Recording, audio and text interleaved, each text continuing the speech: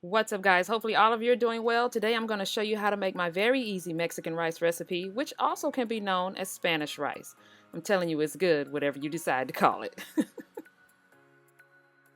So one of the first things I do when I'm dealing with rice is I rinse the rice. That's just me. I know some people don't, but I tend to rinse my rice in any recipe I'm using.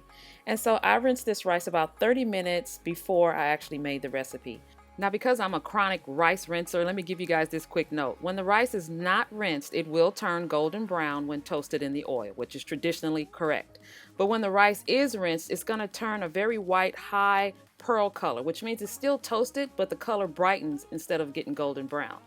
The results are the same, it's just the steps that we took to get there are slightly different. We have our rice, which is now dry. I have 2 cups of warm water with some chicken bouillon, more chicken bouillon and some herbs and spices in that small bowl there, a half of an onion, 1 14-ounce can of whole tomatoes, and some garlic. What I like to do is separate the tomatoes from the tomato juice and caramelize them in the pan over about medium-high heat along with the onion.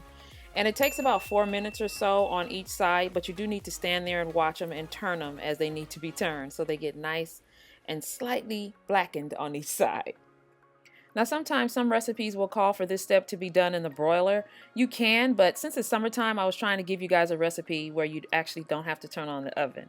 What I've done here is I've thrown in my garlic cloves, and I'm just going to toast those up for about 30 seconds, and then everything goes right into the blender along with that reserved tomato juice, and blend it up until it's nice and smooth. Don't forget, for the exact measurements to this recipe along with others, check out gdseasoning.com. The link will be in the description below the video. Alright, so what we're going to do now is add 3½ tablespoons of oil right back to our same pan over medium-high heat still. And we're going to toast our rice. So I'm just going to pour that rice right into the skillet and we're going to toast it up for about 5 to 8 minutes. You need to get all of the rice coated with the oil.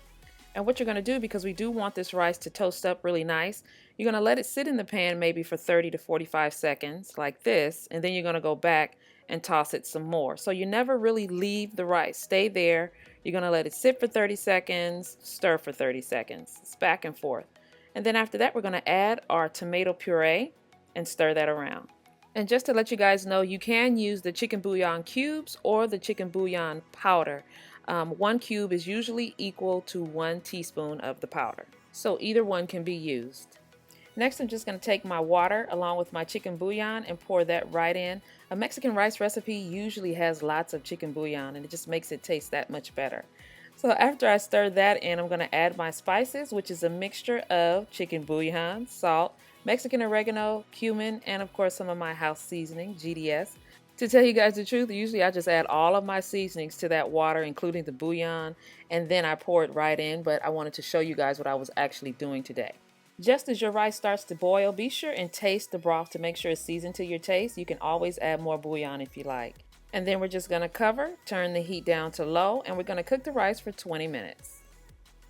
For me, even after I've turned the heat off after the 20 minutes, I just keep my rice on the stove for another 10 or 15 minutes with the lid on. And then I go in and fluff it up with a fork because this is the rice that's on the drier side and it mimics the rice that we get in Mexican restaurants that we love so much.